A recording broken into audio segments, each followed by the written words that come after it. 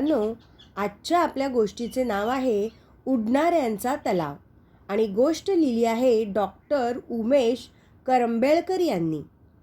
ही गोष्ट आहे दुष्काळी भागातल्या एका गावाची. गाव तसे छोटेसेच होते, जेमतेम 50-60 उंबऱ्याचे. गावाच्या चोहोबाजूस ओसाळ मालरान होते.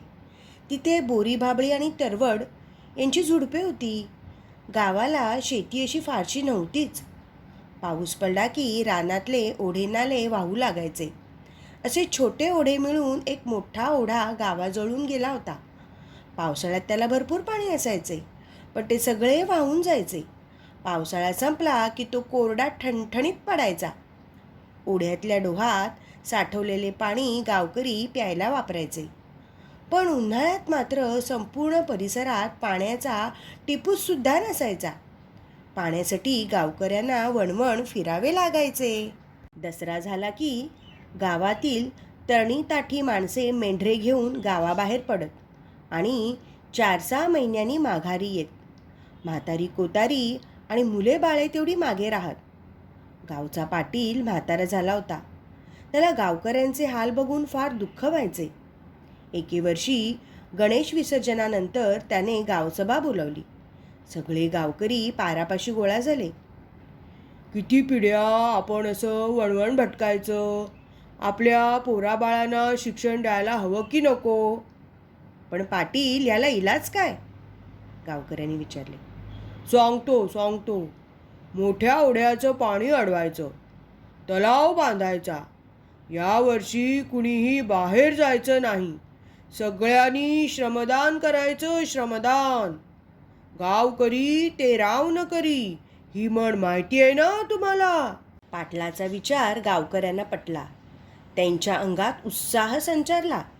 सर्वांनी श्रमदान करायचे ठरवले. शहरात उद्योगधंद्यासाठी गेलेल्या काही गावकऱ्यांनी वर्गणी दिली. गावातलाच एक हुशार मुलगा शहरात शिकून इंजिनियर झाला होता. त्याने बंधाऱ्याचा आराखडा काढून दिला, जागा निश्चित केली. त्याच्या देखरेखीखाली दसऱ्याच्या मुहूर्तावर तलावाचे काम सुरू झाले सुद्धा. आणि हा म्हणता चैत्र पाडव्याला बंधाऱ्याचे काम पूर्ण झाले. सगळा गाव आता पावसाची आतुरतेने वाट पाहू लागला होता. पाऊस नेहमीप्रमाणे वेळेवर आला. ओढे वाहू लागले. पण आता पाण्याची वाट बंधाऱ्याने अडवली होती. पाणी साठत गेले आणि तलाव पूर्ण भरला. उन्हाळ्यात पाणी कमी झाले तरी तलाव पूर्ण आटला नाही. गावकऱ्यांना वर्षभर पाणी पुरले. अशी काही वर्षे गेली. ओढ्यातून वाहून आलेली माती तलावात साठली. गावकऱ्यांनी ती माती बैलगाडीतून वाहून नेली आणि आपल्या रानात पसरली. ओढ्याकाठी करंज, आंबा, जांभूळ, वड, कांचन अशी झाडे वाढली. सारे ओढे जिवंत झाले. बारमाही वाहू लागले. तलावात पाणवनस्पती उगवल्या. मासे, गोगलगाई यांच्यासारखे जलचर वाढले. छोटी बेटे तयार झाली. गावचा परिसर हिरवागार झाला. शेतकरी शेती कसू लागले. पोरे शाळेत शिकू लागली. गावकऱ्यांची भटकंती कायमची संपली. एके वर्षी पावसाळ्यात तलावातील अर्धवट बुडालेल्या बाभळीच्या झाडावर रंगीत करकोच्याची एक जोडी उतरली. त्यांनी झाडावरच घरटे बांधले बरं का. पाण्यामुळे आपल्या घरट्याला आणि पिल्लांना मुंगूस, रानमांजर, साप यांच्यापासून धोका नाही हे त्यांनी ओळखले. पिल्ले मोठी होऊन उडून सुद्धा गेली. पुढच्या वर्षी ती जोडी परत आलीच. शिवाय तिच्याबरोबर आणखीन 4 जोड्या आल्या. बगळे आले, चमचा पक्षीही आले. बाभळीच्या झाडावर या पक्ष्यांची वसाहतच तयार झाली. पाण्यामुळे ती सुरक्षित राहिली. पक्ष्यांच्या आवाजाने परिसर दुमदुमू लागला. एके वर्षी नवलच घडले.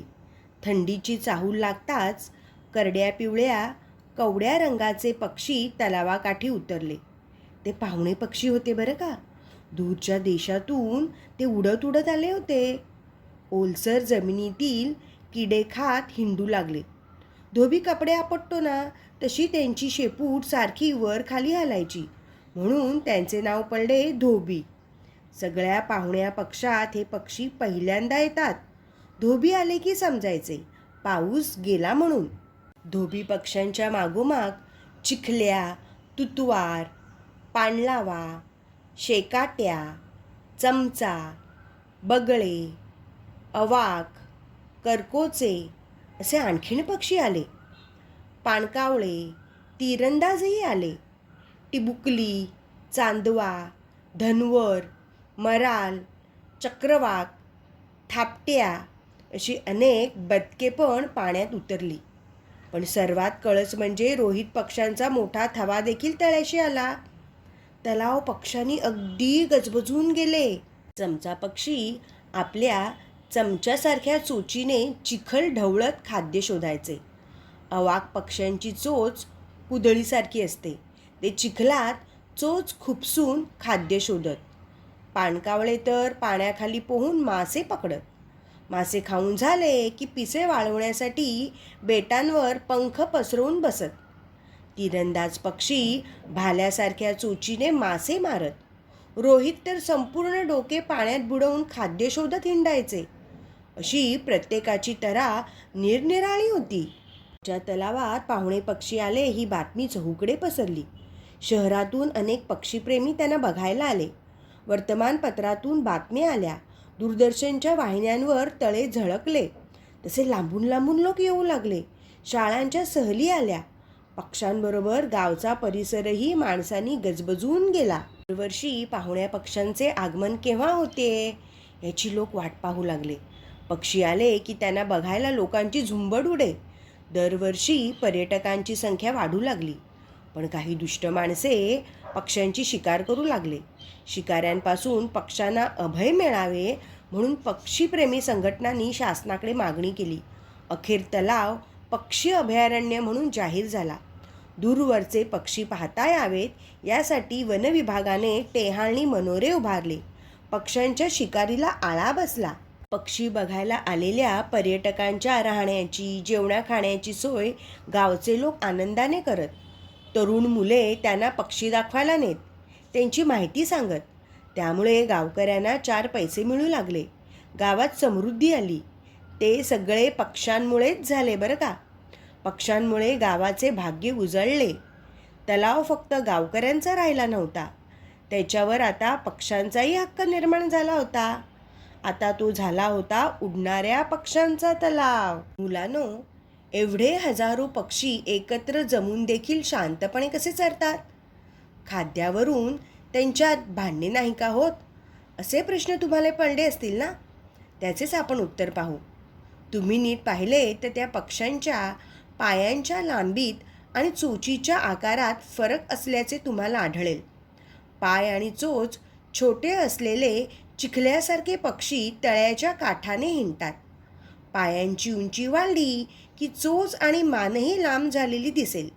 त्यामुळे पाणलावा, चमचा, शेकोट्या, बगळे, करकोचे, रोहित हे अधिक खोल पाण्यात चरताना दिसतात. पाण्यात पोहणाऱ्या बदकांच्या चोचीचा आकारही वेगळा असतो. तसेच काही बदके पाण्यात डुबी मारून खाद्य शोधतात, तर काही पाण्यात शीर्षासन करून मासे पकडतात. काही पाणवनस्पती खातात, तर काही पाण्यातले जलचर खातात. अशा तऱ्हेने प्रत्येकाचे खाद्य वेगळे आणि खाद्य मिळवण्याची पद्धतीही वेगळी असते. म्हणजेच प्रत्येकाची गरज आणि ती पुरी होण्याची ठिकाणेही वेगवेगळी असतात. यामुळे विविध प्रकारचे हजारो पक्षी शांतपणे एकत्र नांदतात.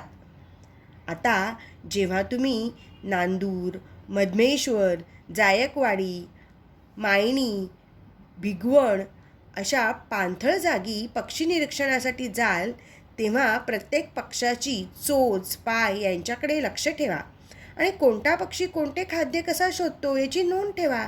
इतकी मज्जा वाटेल ना तुम्हाला. धन्यवाद.